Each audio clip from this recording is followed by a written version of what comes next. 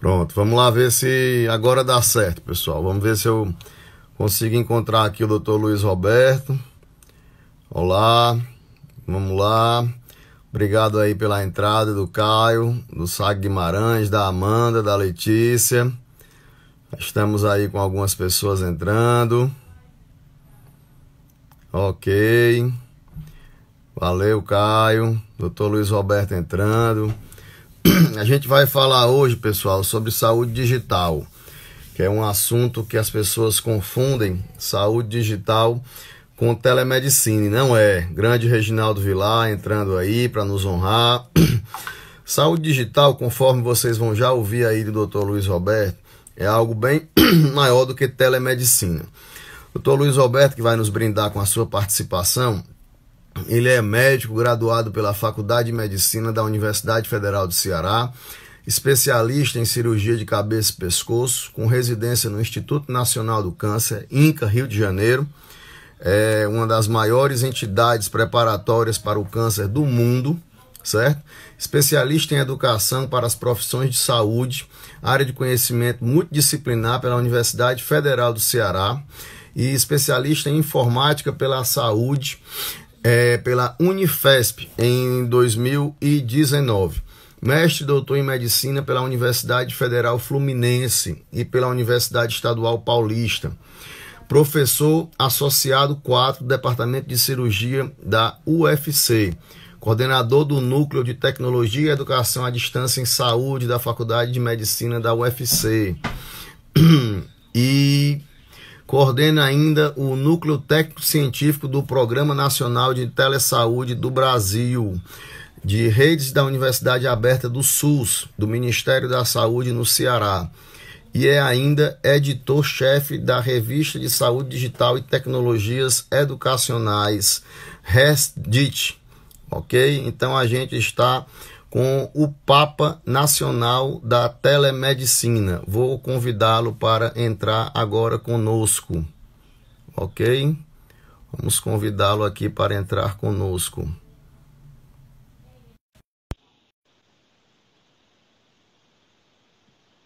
Vamos lá, doutor Luiz Roberto. Entre aqui para apresentar essa live com a gente. Seja bem-vindo, doutor Luiz Roberto. Olá, meu amigo. Boa tarde. Está me escutando bem? Muito bem, muito bem. Opa, que bom. Estou ao seu dispor. Você é quem dá o tom. Doutor Luiz Roberto, a gente tem aqui alguns assuntos que a gente pode discutir. Queria conversar aí com o senhor. O senhor pode aí nos apresentar aí, a gente tem algumas dúvidas a respeito do conceito de saúde digital, algumas pessoas discutem muito a respeito do conceito de saúde digital, principalmente porque as pessoas estão mais acostumadas com o conceito de telemedicina e confundem muito com o conceito de telemedicina para o conceito de saúde digital. O senhor poderia nos esclarecer qual seria a diferença do conceito de telemedicina para o conceito de saúde digital? Sem dúvida. Olha, inicialmente eu quero agradecer o convite que você fez, muito gentil, e é um prazer conversar com todos vocês sobre isso. Realmente nós estamos atravessando um momento peculiar na saúde no mundo todo, e em específico aqui no Brasil, e é interessante realmente estabelecer conceitualmente para que nós possamos combater algumas coisas que podem atrapalhar o desenvolvimento dessas áreas todas no país. Eu não pretendo falar aqui muito sobre telemedicina, sobre inteligência artificial e outros temas que hoje são considerados como sendo espécies de sub-áreas, não no sentido pejorativo, dentro desse grande guarda-chuva que é o termo saúde digital, né? Então, a melhor maneira de nós entendermos essa conceituação é estabelecermos um pouco a trajetória histórica disso. Como é que nós chegamos a esse termo guarda-chuva chamado saúde digital, né? Mas, ao mesmo tempo, por conta de uma série de contingências, inclusive pelos problemas que nós estamos atravessando com essa pandemia, surgem alguns termos que passam a ser preferenciais, né? E passam a ser os temas da moda. Telemedicina é um deles.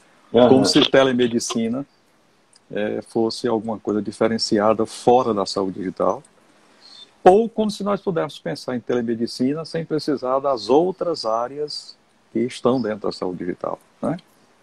Na realidade, tudo isso começa em meados do final do século passado, do final da década de 40 do século passado, quando, pela primeira vez, dispositivos computacionais, à época inclusive analógicos, foram utilizados para resolver alguns problemas, né, no tratamento de dados e informações, para resolver problemas na área médica e na área da saúde, né?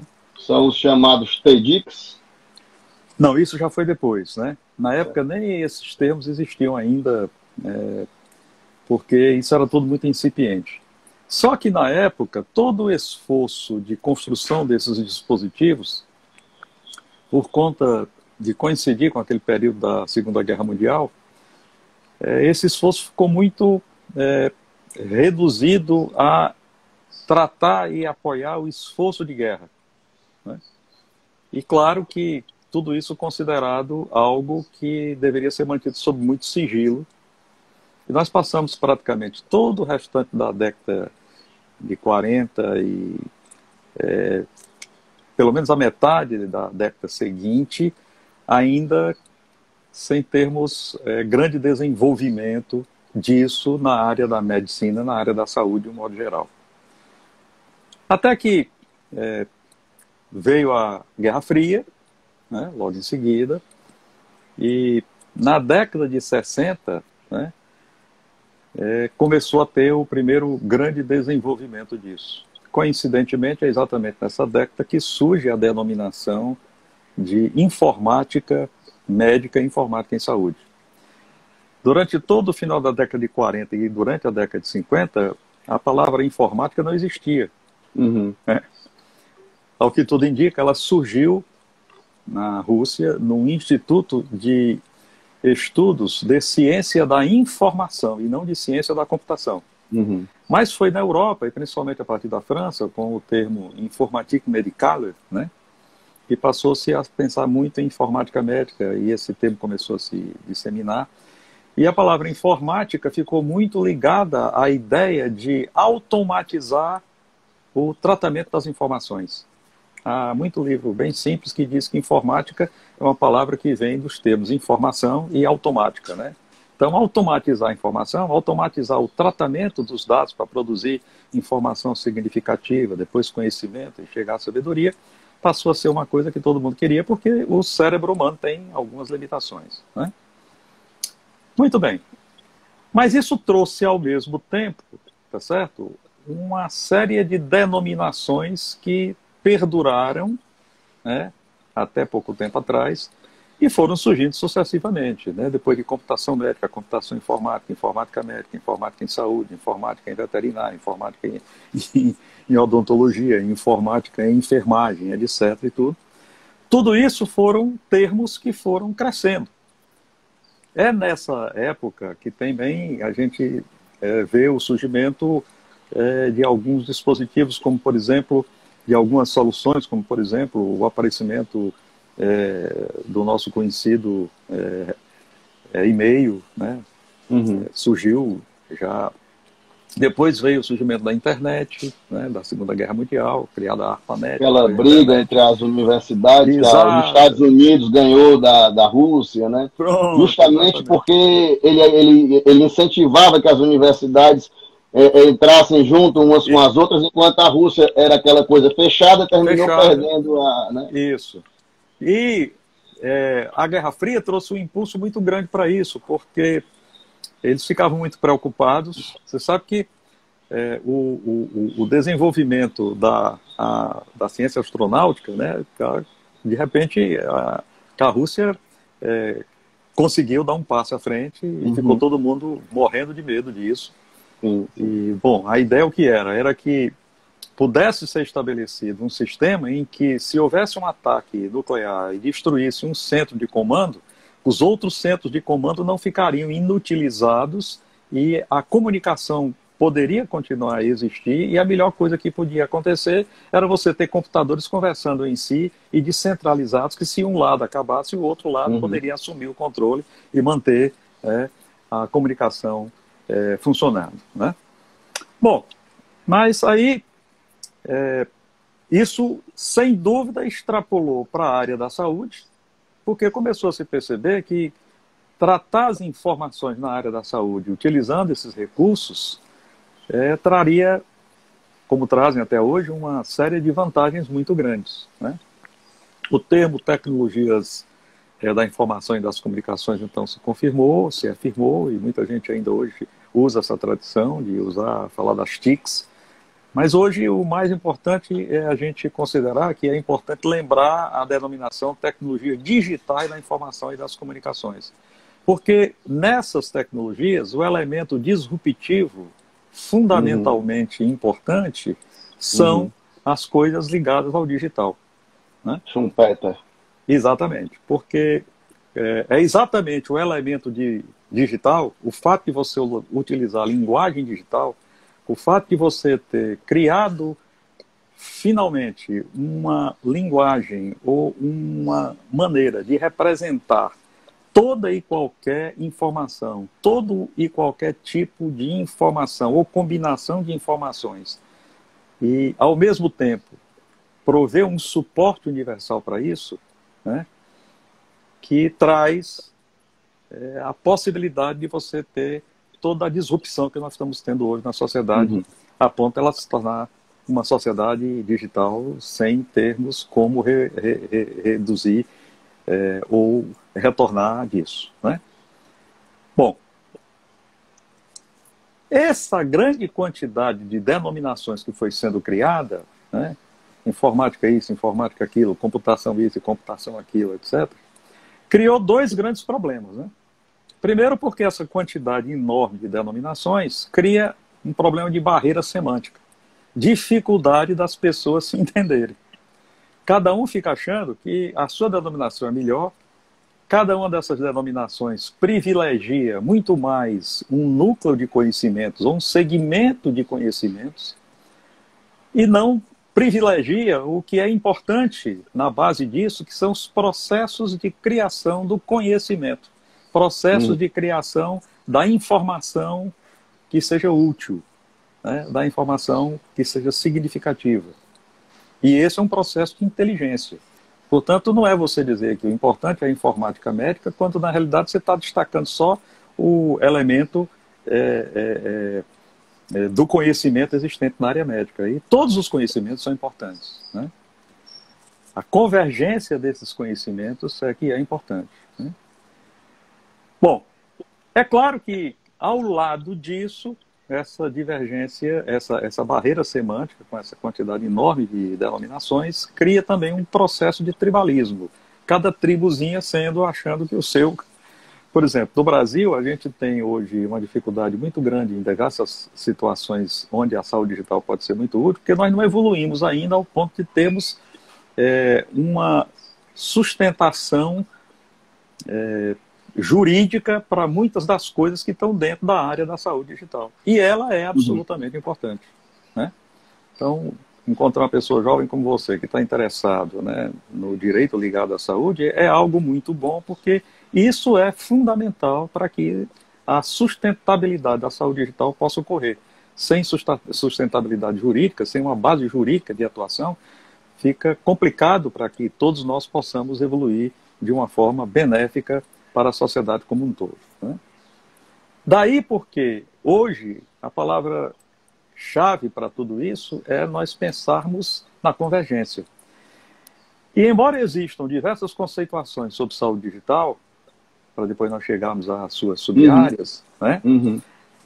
Eu gosto muito de uma dessas conceituações, que é dada por um pesquisador americano chamado Paul Sonnier, e ele, inclusive, não é uma pessoa da área da saúde, é uma pessoa da área de tecnologia digital da informação e das comunicações, quando ele diz assim, olha, na realidade, a saúde digital é uma convergência entre as revoluções digital e a revolução genômica.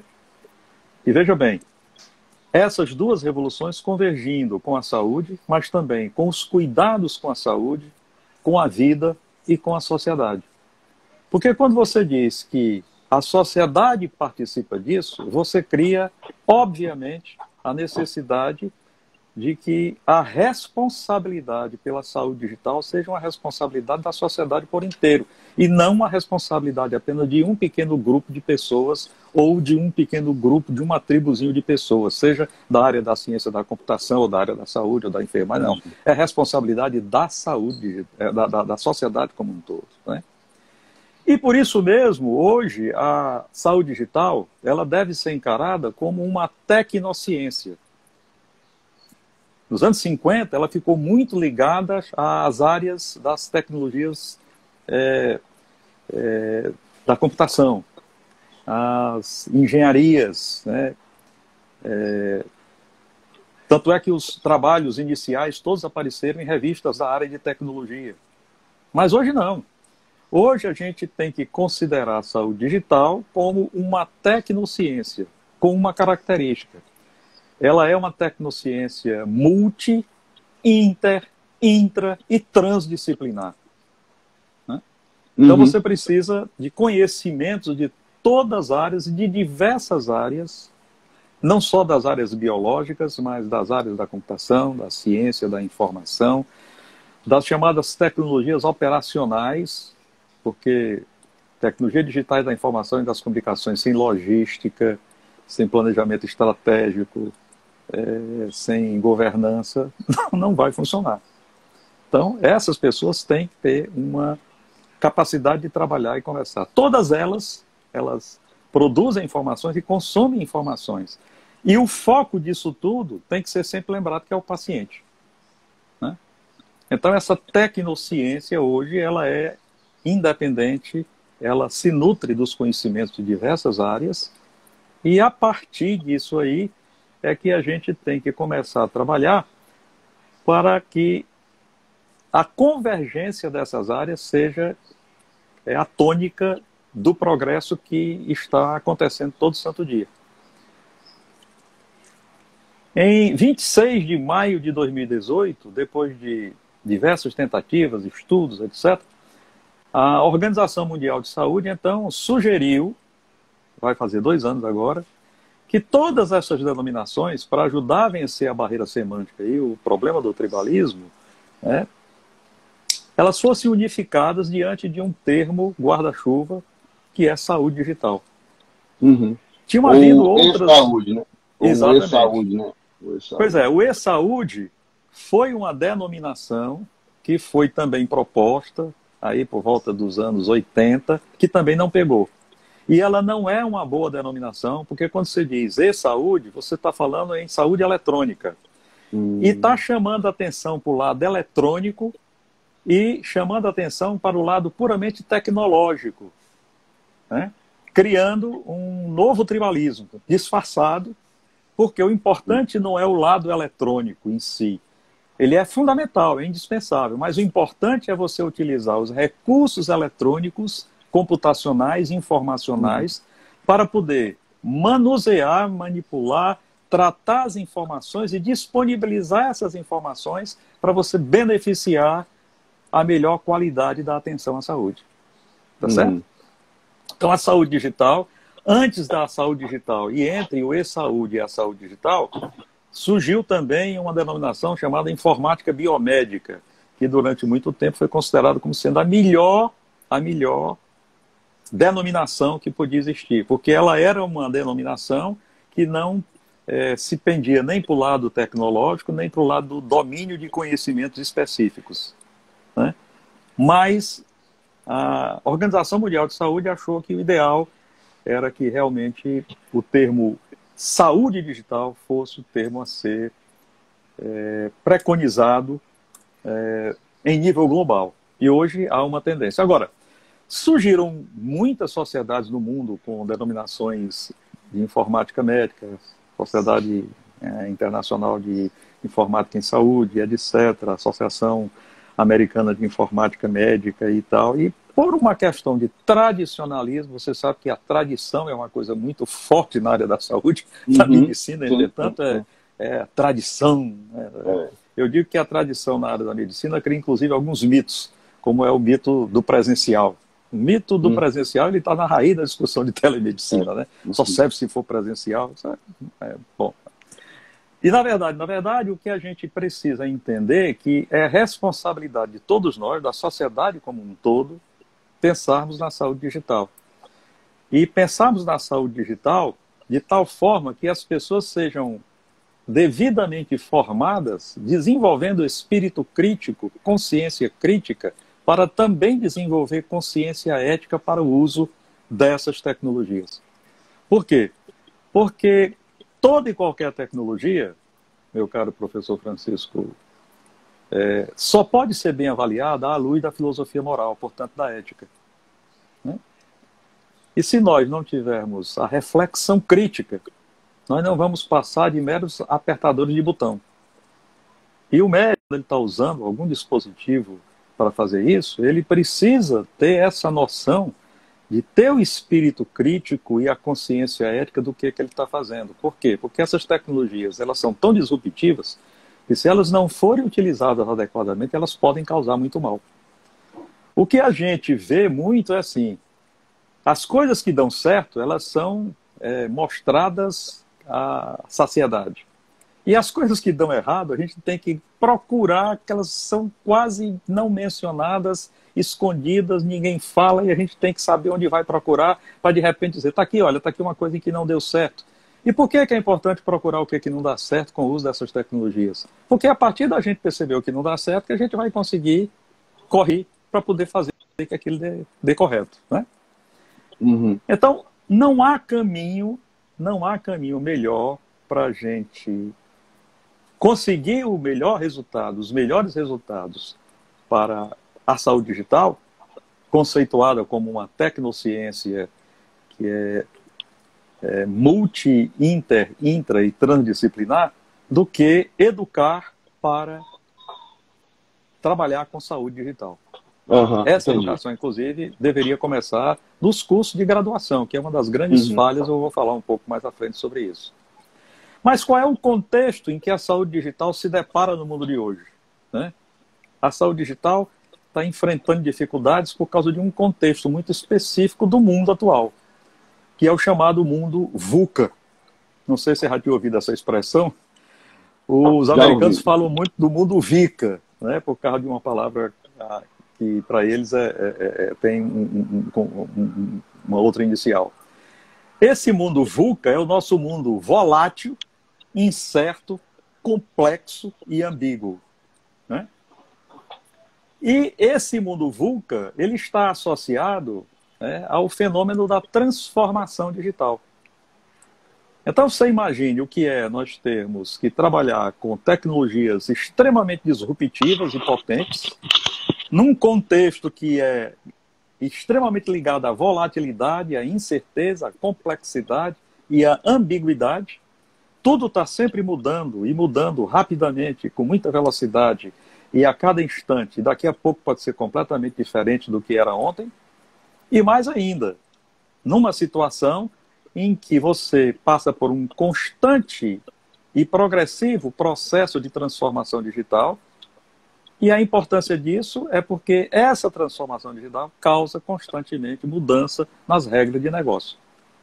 Nós estamos agora mesmo vendo essa mudança em regra de negócio na área do atendimento médico. Né? Daí a quantidade de plataformas que em pouco menos de 3 meses surgiu para permitir a oferta de consultas à distância. Né? Semana passada eu assisti uma conferência de um colega, muito experiente nisso, trabalha nisso há várias décadas. Ele disse, olha, o que a pandemia fez pela telemedicina, 18 anos de discussão do Conselho Federal de Medicina não conseguiu fazer. Em 18 anos de discussão, carreira de legislação que fez isso aqui. Você vê que foi rapidamente saiu uma carta do Conselho, aí o Ministério da Saúde fez uma resolução, e no outro dia tinha uma lei, mesmo com tempo, uma provisoriedade, etc. e tudo, mas enfim, tudo que no instante tiraram o médico assistente. No instante, está compreendendo? Tiraram o médico assistente. Pois é, isso é a característica do mundo VUCA, né? Mas o que é que vai ficar depois disso, né? E o que é essa transformação digital, né? Essa transformação digital é exatamente a união da convergência digital com a divergência de plataformas, né? Essa convergência digital, por exemplo, é o fato de você aí no seu escritório, se você fosse um advogado trabalhando há 40 anos atrás, você ia ter em cima da sua mesa de trabalho diversos aparelhos, diversos equipamentos que hoje você resume tudo isso num computador e quando você termina o dia, ele é um computador portátil, você bota dentro do bolso, bota dentro da sua sacolinha e sai com o seu escritório, né? E onde você chegar, você consegue trabalhar. Por quê? Porque se você chegar num canto que não tem internet, se você pegar o seu telefone com uma comunicação 4G, com uma conectividade 4G, você liga no seu computador e você entra na internet através do seu computador. Mas em compensação, doutor Luiz Roberto, eu acho que hoje a gente trabalha muito mais. Não tenha dúvida. Não tenha dúvida. Eu não tenho dúvida. Hoje, esse é o preço que se paga, né, pelo uso dessas, porque você fica sem direito a ter mais horário reservado para você. Toda hora o trabalho chega e você se vê compelido a ter que atender. E o pior, eu convivi um tempo, eu trabalhei um tempo com um advogado que ainda era da máquina de escrever. Doutor Lindivaldo de Freitas, falecido já. Ele trabalhou com a máquina de escrever, então ele era de outro mundo. Eu fui estagiário do filho dele. E o doutor Lindivaldo de Freitas, ele era um cara que ele tinha tudo na cabeça. Ele peticionava com máquina de escrever, ele tinha tudo na cabeça. E tinha uma cabeça melhor do que a nossa, muito. Ele pesquisava jurisprudência, um livro. Ele comprava os livros de jurisprudência, porque ele não sabia o que era Google. Mas ele era aquela coisa. Ele trabalhava às 6 horas por dia e acabou-se. Quando ele saía do escritório, ele não trabalhava mais. Ele ia para a casa dele, ele lia direito, lia doutrina, mas ele não trabalhava mais. Agora, a capacidade que ele tinha era maior do que a nossa muito. Por quê? Porque é aquela coisa, ele tinha o tempo de absorção de conhecimento, que eu costumo conversar muito com um amigo meu, o Sidney Guerra, professor da UFC, que ele diz que a geração de hoje, não só a minha geração, mas já de umas 2 gerações para trás da minha e as futuras, inclusive a dele, elas perderam a capacidade de contemplação. Elas deixaram de contemplar. Então, a partir do momento em que elas deixaram de contemplar, e não foi porque quiseram, elas deixaram de contemplar porque a concorrência passou a exigir isso delas. A concorrência ficou tão exacerbada, aguerrida, que passou a não permitir mais que ninguém contemplasse nada. E aí, com esse exagero de concorrência, com você não poder mais contemplar, isso fez com que a sua cabeça mudasse de ritmo e com que você passasse a ser um acumulador de informação, mas com que o seu processador não servisse mais para nada. Você faz só juntar um bocado de informação, mas você não consegue fazer nada com aquelas informações. Nada. E aí, algumas pessoas conseguem juntar muitas informações. Outras pessoas têm uma capacidade de pegar algumas informações e processar. Aquelas pessoas que têm a capacidade de processar as informações, nesse mundo de hoje, elas ficam muito prejudicadas. Porque como elas têm capacidade de processar as informações, mas o mundo de hoje não valoriza, as pessoas que têm a capacidade de processar as informações saem prejudicadas. Porque como elas são forçadas a absorver muitas informações, terminam saindo prejudicadas, porque para elas processarem informações, elas precisavam de tempo para contemplar. E quem hoje precisa de tempo para contemplar é chamado de preguiçoso. A pessoa que hoje precisa de tempo para contemplar é chamada de preguiçoso. Pois é. Isso tem um aspecto filosófico interessante e tem muitas críticas que têm sido feitas a isso, né? Mas na base de tudo isso, meu caríssimo amigo, o que está é o aumento da produção de informações nos últimos anos. Então as pessoas estão sem tempo de contemplar, como você chama isso, porque elas precisam enfrentar dois grandes desafios. É o desafio diante de selecionar qual é a informação que é importante, porque a gente é bombardeado de informação de todos os lados. Esses aparelhos todos que nós temos, que eles fazem parte daquilo que eu estava comentando, que é a divergência de plataformas, esses aparelhos fazem com que nós vivamos imersos em uma situação, em um ecossistema informacional que ele tem ubiquidade. Ou seja, ele está em todo canto. Para onde você se virar. E, ao mesmo tempo, essa enorme quantidade de informações coloca um outro desafio, que é o desafio do aprendizado ao longo do tempo. Você precisa estar constantemente aprendendo, porque constantemente estão surgindo novas e constantes informações, né? A grande esperança é que a capacidade de processamento de informações que as máquinas têm, elas possam evoluir, e é esse o grande sonho da inteligência artificial geral, não a restrita, né, que nos possa auxiliar na interpretação de acordo com as nossas necessidades. Quer dizer, pode ser que um dia a gente chegue lá, se soubermos fazer uso inteligente dessas tecnologias.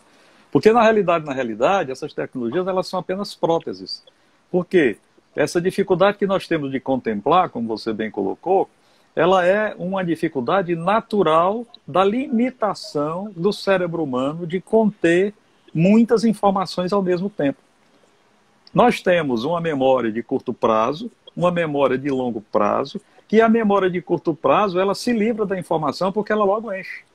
Então não adianta você ter muita informação, né? E isso que você chamou de pessoa que vai perder tempo e perde, está compreendendo? Vantagem diante daquela que não analisa e não contempla, e a que contempla termina se prejudicando porque foi contemplar. Na realidade, é exatamente essas pessoas que contemplam que terminam se categorizando para tomar as decisões mais ponderadas e não a decisão do momento. Está entendendo? Bom, mas vamos avançando. Caracterizado isso, está compreendendo? É o momento de perguntar o seguinte: o que que o profissional de saúde tem a ver com tudo isso? Imerso nessa, né, situação de um mundo VUCA. Deixa eu só falar, o senhor colocou aí algumas coisas que eu fiz uma postagem agora no Facebook que eu acho que tem muito a ver com o conceito da OMS. Pelo que eu entendi do que o senhor falou, o conceito da OMS sobre saúde digital, pelo menos pelo que eu entendi, iria ao encontro das seguintes informações: monitoramento da saúde populacional, unificação de informações sobre os pacientes, contribuição colaborativa das informações, e utilização da internet das coisas. Eu acho que a OMS prezaria por isso. E aí, eu fiz uma publicação no Facebook, agora, anteontem. Eu publiquei o seguinte, eu estou abrindo aqui agora, eu publiquei a seguinte coisa. Isso é uma coisa que eu já pensava isso desde a minha adolescência. Mas aí, depois que eu vi que o Brasil e os Estados Unidos optaram por não aderir ao esforço internacional de combate ao coronavírus, junto com a OMS, eu resolvi fazer essa publicação. Minha publicação no Facebook é o seguinte: meu perfil pessoal não foi no perfil profissional. Meu perfil pessoal no Facebook é FCO Pinheiro Neto. Eu botei: Gregor Mendel é considerado o pai da genética. Seus estudos com plantas estabeleceram as leis da hereditariedade. Viveu de 1822 a 1884 na Áustria. Charles Darwin é considerado o pai da seleção natural. Escreveu A Origem das Espécies, onde estabeleceu as regras da teoria evolutiva. Viveu de 1809 a 1822. Foram contemporâneos. nunca se conheceram. Nenhum encontro via Zoom, nenhum e-mail trocado, nenhum telefonema, nenhum SMS, nenhuma carta. Imaginem o quanto esses homens teriam contribuído um ao outro se tivessem se conhecido. O quanto que a biologia teria avançado em tão pouco tempo. E agora, por mais que tenha havido erros por parte da Organização Mundial da Saúde, definitivamente não é hora de participar do esforço global para encontrar uma vacina contra o Covid. Eu acho que vai ao encontro do conceito da OMS de saúde digital. Sem dúvida, né? Vai porque, veja, ninguém pode afirmar também que se eles tivessem se conhecidos, não teriam se desentendido entre si, né? Não, é verdade. Existem grandes avanços que ocorreram na história da ciência a partir de grandes desavenças intelectuais entre grandes pensadores, né? Da literatura também. Na literatura, não tenha dúvida, né? Agora, o Luiz Pasteur, né? O Luiz Pasteur, a evolução que ele teve por causa da desavença em face da questão de lavar as mãos dos cirurgiões, né? Aquela questão dele. E isso aí foi com o Semmelweis, né? Semmelweis, que conhecia a teoria bacteriana do Pasteur, que morreu louco, coitado, porque ninguém aceitava que essa história de lavar as mãos tinha importância e, no entanto, a febre puerperal, está compreendendo, matava qualquer pessoa, qualquer mulher grávida que entrasse lá na casa na maternidade que os médicos não lavavam as mãos, tinha febre puerperal, a mortandade era horrível, né? E o Semmelweis mostrando... Por quê? Porque ele tinha lido os trabalhos do Pasteur a respeito da teoria bacteriana das infecções, né? E na época era uma coisa assim, estúpida, né? De pensar que uma coisa que ninguém via pudesse causar uma doença tão grave, né? Sim. Bom, mas o fato é que, de fato, isso traz à tona a necessidade de nós desenvolvermos essa consciência a respeito de que é preciso convergir, que é preciso conversar, né? A esse respeito, existem 2 livros que hoje são fundamentais de serem lidos, e um deles é exatamente o da comunicação não violenta, né? Porque nós precisamos pensar nisso, e o outro é um livro que eu posso depois lhe dar referência, que é da importância da liderança apreciativa, né? O que está faltando muito, né, no Brasil, para que a área de saúde digital possa se implantar e tudo, é esse movimento de liderança, para nós termos um grande movimento nacional para implantar, e depois não apenas implantar, também para dar sustentabilidade, e essa sustentabilidade e essa implantação serão tão melhor bem-sucedidas quanto maior for o trabalho de liderança, mas uma liderança apreciativa, que implica você reconhecer o valor dos diversos contribuintes, dos diversos stakeholders que possam contribuir, e não você querer ter liderança, mas dentro daquele espírito tacanho e pequenininho, está compreendendo que eu falei lá atrás, que é o espírito do tribalismo, né? O mundo não vai sobreviver desse jeito, né? É hoje uma questão, inclusive, de pensarmos ecologicamente, né? É darmos oportunidade para termos o exercício da tecnologia que traz benefícios, e não do tecnopólio, né? Que é a rendição da cultura, como disse acho que foi o Leo Postman que disse isso, o tecnopólio é a rendição da cultura à tecnologia, né? Se nós ficarmos, né, com tantas possibilidades de convergência, não fazendo uso dessas possibilidades dentro de um movimento de como nos comunicarmos de forma não violenta, né, nós vamos terminar dando margem ao tecnopólio. O tecnopólio vai destruir tudo, né? Daí porque é preciso que a gente tenha consciência do que é que hoje está acontecendo nesse país, porque o que nós observamos é que em toda a América Latina só surgiram 2 países onde a coisa conseguiu evoluir um pouco, né? Você tem o México, na Universidade Autônoma do México, uma universidade muito antiga, e lá a Universidade Autônoma do México criou um departamento de saúde digital e tem feito um trabalho muito interessante. E você pula por cima de todos os outros países e vai encontrar algum trabalho que realmente tem significado e ressonância internacional, que é na Argentina. A grande maioria dos países, inclusive o Brasil, né, nós não temos ainda a saúde digital com um movimento de progresso e de sustentabilidade reconhecido. No Brasil, por exemplo, nós temos que vencer algumas lacunas, né? Para você ter uma ideia, no Brasil, uma das grandes lacunas é o fato de a saúde digital, embora seja uma tecnociência, ainda não foi reconhecida como área de conhecimento. O CNPq e a CAPES não reconhecem isso como área de conhecimento. Aí, resultado, o que acontece? No Brasil, quase você não encontra cursos de pós-graduação sensu stricto. Mestrados, doutorados em saúde digital ou em qualquer outro das denominações que você imagine que já foram utilizadas, quase não existem.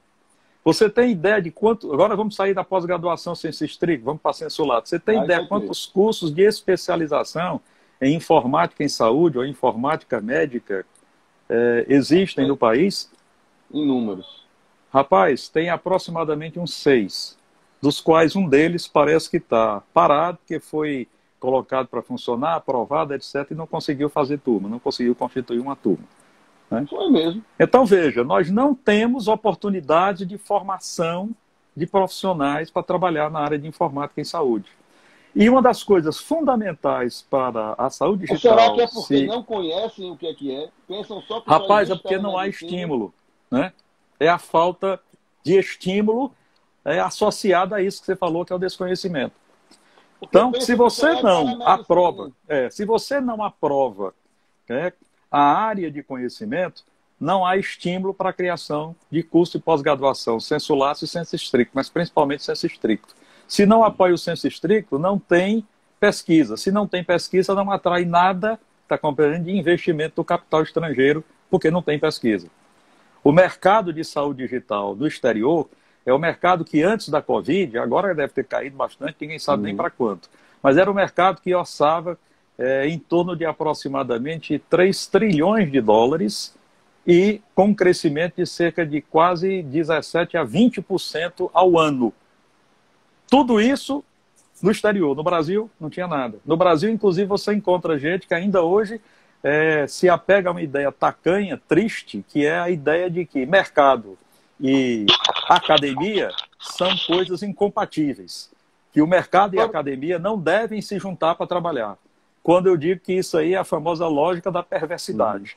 É perverso você querer que a academia e o mercado não se juntem para trabalhar. Porque ambos podem trabalhar e trazer grandes benefícios para o país e para qualquer região. Então, agora, essa é uma das primeiras lacunas. Pois não. Doutor Luiz, o próprio CFM tem culpa disso. Porque quando ele vai editar as resoluções do CFM que tratam de telemedicina, ele sequer se refere ao termo saúde digital. Ele se restringe a falar de telemedicina.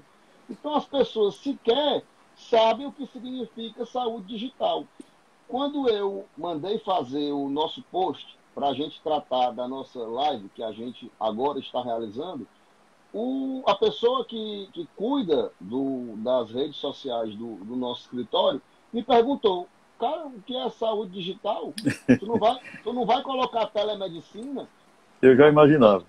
O pessoal vai dizer: eu quero ver não, eu quero ver telemedicina. Eu quero lá ver saúde digital, eu quero ver telemedicina. Porque o próprio CFM não trata de saúde digital. O próprio CFM só fala de telemedicina.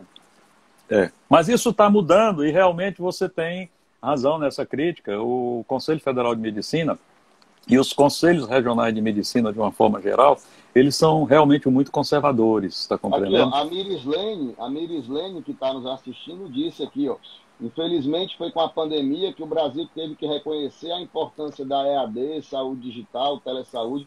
Exatamente. Razão, eu sou professor, estou dando aula agora, que na realidade... O seu som baixou um pouquinho, Kiko. Melhorou agora? Um pouquinho. Eu estou dando aula agora, aula remota, que é até outra forma de dar aula, porque tem a aula EAD, tem a aula remota, A gente está dando aula remota agora na faculdade, está todo mundo nesse tipo, os alunos estão se adaptando. Claro. É tudo uma novidade. A Ana Paula está concordando agora, está todo mundo se adaptando. É o pior que você pega, tem vários alunos da faculdade que não estão adaptados a isso, o sistema que as faculdades colocam, o Microsoft Teams, por exemplo, é um sistema que exige uma internet muito boa, e aí tem alguns alunos que não estavam adaptados, que pegam, a internet deles não é tão boa, e aí reclamam. Problema da conectividade, né? Conectividade não é tão boa. Poxa, na minha casa, eu dou aula no meu gabinete, e aí eu tinha que puxar um cabo do meu modem da sala para o gabinete para poder a conectividade ficar boa, porque o Teams exigia uma conectividade muito boa. Eu tive que contratar outra internet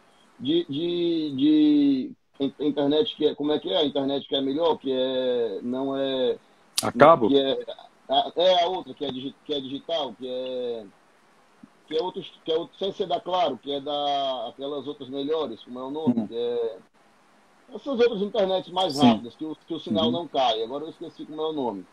Tive que contratar uma outra internet para mim poder dar uma aula melhor, porque minha aula estava prejudicada porque o sinal ficava caindo. Então a gente hoje está tudo se adaptando a esse sistema novo. O Brasil tradicionalmente tem esse problema, né? A internet é cara. Fibra ótica, o Hannibal disse. Fibra ótica, Fibra ótica, Isso, fibra ótica. A internet da Conecta. Fazendo até propaganda aqui para gente. A conectividade do Brasil tem esse detalhe há muito tempo, né? É uma conectividade de má qualidade muito cara, né? Muito cara, Você encontra países como o Japão, em que o que sustenta a internet não é nem você pagar, está compreendendo, a conectividade. É o que você compra, o que eles vendem através, que eles preferem lhe dar, está compreendendo, a conectividade para poder você usar a conectividade e comprar, porque eles ganham em cima do que vende através da conectividade, do que da conectividade em si, né? E essas operadoras do Brasil têm esse detalhe, né?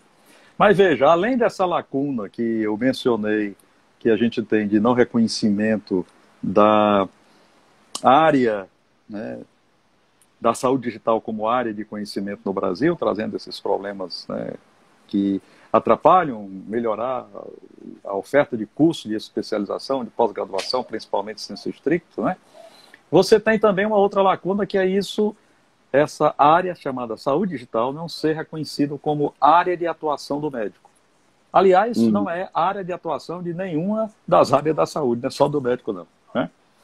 E interessante dizer que isso está começando a mudar, porque no final de 2018, a Sociedade Brasileira de Informática em Saúde deu entrada num documento na Associação Médica Brasileira para solicitar que a área de informática médica fosse considerada como área de atuação do médico, né? E então foi criada uma comissão de informática médica na Associação Médica Brasileira, e começa por lá o estudo disso, para depois ir para uma Câmara de Especialidades que cria especialidades no país, onde participa o Conselho Federal de Medicina e participa a Associação Nacional de Médicos Residentes. E eu tive a honra de ser convidado para participar dessa comissão, que está sob a presidência de um colega cearense, que hoje trabalha aqui no Ceará, mas trabalha também em São Paulo e tal, e tem uma atividade grande, que foi presidente da Associação Médica Brasileira por 2 mandatos seguidos, que é o Dr. Florentino Cardoso, né? E ele me convidou para participar dessa comissão, e numa primeira reunião que houve, ela já ocorreu depois dessa resolução da Organização Mundial de Saúde, recomendando o termo saúde digital. E foi então que eu comentei lá com os colegas, que disse: pessoal, se nós estamos 30 anos atrasados em relação ao resto do mundo, e vamos começar agora. Vamos começar com um termo que é antiquado, porque, veja, nos Estados Unidos, já há mais de 15 anos, eles criaram um termo novo chamado informática clínica, e lá a informática clínica é uma especialidade médica. Você pode ser especialista em informática clínica nos Estados Unidos se você for médico e se tiver feito uma especialização em qualquer área da medicina. Não é sair da faculdade e fazer informática clínica, não. Você tem que sair da faculdade, terminar o curso médico, aí você tem que fazer uma especialização, uma residência, numa área médica, seja lá saúde da família, pediatria, ginecologia, obstetrícia, uma das que tiver lá a reconhecida, e depois disso é que você pode ir para a área de informática clínica. No Canadá, eles já permitem que outros profissionais de saúde também exerçam a especialidade em informática clínica, mas nos Estados Unidos ainda é uma especialidade da área médica. E nós, então, aqui no Brasil, que estamos atrasados 30 anos, vamos começar utilizando uma denominação antiga, por que que a gente não aproveita a recomendação da Organização Mundial de Saúde e cria a nossa transforma a nossa comissão de informática médica para comissão de saúde digital? E vamos tentar provar no Brasil que a saúde digital é que seja uma área de atuação do médico. Isso vai ter duas vantagens. Primeiro, nós vamos acabar com o tribalismo e vamos seguir a Organização Mundial de Saúde. Não tem desculpa melhor para a gente justificar isso do que uma resolução da Organização Mundial de Saúde. E a segunda coisa, vai ser muito bom que a gente aprove saúde digital como área de atuação do médico, porque logo as outras áreas da saúde vão se tocar e vão querer também aprovar. E vai ser muito bom, porque todo mundo vai falar agora em saúde digital e, mais ainda, quando isso tiver aprovado, saúde digital na enfermagem, saúde digital na medicina, saúde digital como área de atuação do odontólogo, etc., do veterinário, do farmacêutico. O que nós vamos fazer, então, é estabelecer limites e procurar quais são as responsabilidades. Porque a partir daí, nós vamos dizer, saúde digital para o médico vai até aqui, a partir daqui não é mais, né, do limite da responsabilidade do médico. E vice-versa de qualquer uma das outras áreas. E, ao mesmo tempo, vai dar margem a que surja, né, a sustentação jurídica disso, para que a gente possa, então, dizer, todos nós estamos no mesmo barco. E a saúde digital, ela tem, a partir daí, o acréscimo de um quarto objetivo. Porque até então se falava que havia um objetivo triplo, né? Que era você, com saúde digital, você ter melhoria na qualidade da atenção, esse era o primeiro objetivo. Para que você vai usar computador e etc e tal, saúde digital na área da saúde? Primeira coisa, melhorar a qualidade da atenção. Porque o médico vai conseguir informação mais rápida, porque o prontuário eletrônico isso. Prontuário eletrônico reduz erro médico, tá? Numa proporção assim absurda. Mas tem também alguns problemas, né? Então, melhorar a qualidade da atenção era o primeiro objetivo da saúde digital. O segundo grande objetivo da saúde digital era você dizer assim, nós vamos melhorar o acesso. É uma questão de equidade. Quando você tem saúde digital, você melhora o acesso. Por quê? Porque tem muita gente que está no interior sem acesso a um especialista e com os recursos de telemedicina, que é saúde digital, vai poder ser atendido e receber um aconselhamento de um especialista. O terceiro grande objetivo da saúde digital, né, era você reduzir custos às custas de você melhor gerenciar e racionalizar os gastos. Diminuir o desperdício, etc, etc e tal, né? Você pergunte para qualquer pessoa que trabalha ali no Porangabuçu, que ele vê no ambulatório uma pessoa que chega lá com 3, 4 hemogramas feitos em diferentes pontos do estado. Quer dizer, cada hemograma daquele custou alguma coisa. Por que que uma isso pessoa hoje não... acabou-se, né? Rapaz, isso hoje acabou-se totalmente, não. Mas diminuiu bastante. Então, essa redução de coisas desse tipo, está compreendendo? Racionaliza os custos e racionaliza os gastos e diminui os custos. Mas hoje existe uma quarta importância, um quarto objetivo importante, né? Comenta-se que hoje é fundamental que você preste atenção a uma coisa chamada jornada do paciente. Ou seja, não basta você melhorar a qualidade da atenção, não basta você aumentar o acesso, nem você reduzir o custo. Você tem que também qualificar a jornada do paciente. Ou seja, o paciente precisa se sentir que, ao ser atendido através de recursos da saúde digital, ele ficou mais satisfeito com aquilo do que se ele fosse atendido sem esses recursos, né? E esses 4 objetivos a saúde digital pode trazer. Mas ele só vai conseguir isso, nós só vamos conseguir isso usando saúde digital se os profissionais de saúde estiverem treinados. Ou seja, você precisa ter uma força de trabalho qualificada para isso. E essa força de trabalho tem 3 componentes. Tem o componente do profissional realmente da área de tecnologia, tem o componente do profissional da área clínica, que são todos os profissionais de saúde, e tem o profissional ligado às tecnologias operacionais. Você está entendendo? Entre as quais você se inclui. O DigiSUS seria isso? O DigiSUS, ele é o resultado de um documento aprovado na tripartite em 2017, chamado Estratégia de E-Saúde para o Brasil, até 2020. Então, eles fizeram uma reorientação dessa estratégia e criaram o DigiSUS. O que é o grande problema, no meu entender? O DigiSUS trouxe uma melhoria muito interessante para o caminhar da implantação da saúde digital no Brasil, mas, infelizmente, o DigiSUS é uma iniciativa apenas do Ministério da Saúde. Você está entendendo? Que é o que a experiência internacional tem mostrado.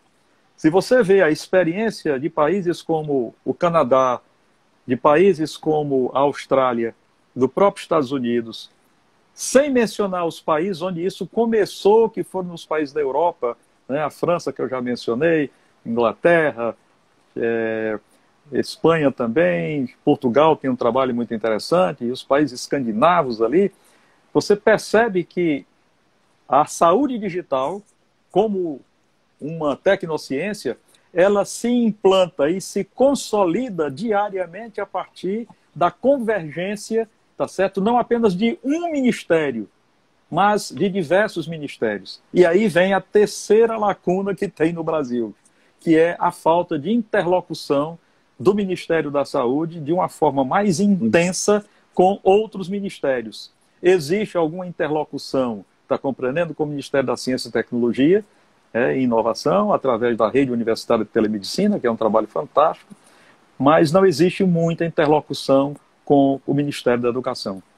O Ministério da Educação poderia ter uma interlocução maior, o Ministério da Saúde constrói o DigiSUS e não se preocupa, por exemplo, e nem tem como se preocupar, porque não é função dele, com a aprovação da saúde digital como área de conhecimento, tá certo? Que deve ser feito pela CAPES, pelo CNPq. O CNPq é de um ministério, a CAPES é de outro, tá compreendendo? E a gente não tem sentido, e a gente fica sem essa interlocução e a coisa continua sem crescer. Hoje, é preciso que a gente pense que os currículos da área da saúde, dos cursos de graduação, os currículos dos cursos de medicina, os currículos do curso de farmácia, citando aqui as 4 mais tradicionais, eles precisam passar por essa transformação digital. Por quê? É preciso que a gente consiga introduzir tecnologias digitais da informação e das comunicações no formato de educação à distância, de qualidade, com um bom trabalho de planejamento pedagógico, e é preciso que esses alunos, ao saírem dos seus cursos, eles saiam devidamente instrumentalizados para trabalhar com as ferramentas de saúde digital. Eu considero antiético que um profissional de saúde hoje saia para o mercado de trabalho sem nunca ter visto um prontuário eletrônico, sem ter uma noção do que é saúde digital, sem saber o que é um sistema de apoio à decisão, sem saber o que é um registro eletrônico de saúde, o que é um sistema de informação em saúde, e vai por aí, é uma cadeia enorme de coisas. Doutor Luiz Roberto, a live do Instagram tem limite de 1 hora. A gente está terminando ela.